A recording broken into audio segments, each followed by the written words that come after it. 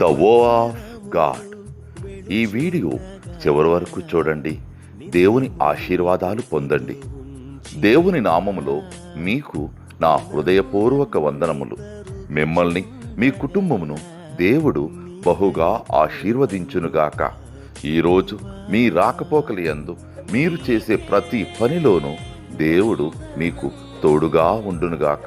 మీరు ఊహించిన అద్భుతాలు, ఆశ్చర్యకార్యాలు ఈరోజు మీ దేవుడు మీ జీవితంలో చేయునుగాక. ఈరోజు నీ దేవుడు నీతో మాట్లాడే మాట, నేను శాశ్వతమైన ప్రేమతో నేను నిన్ను ప్రేమించుచున్నాను.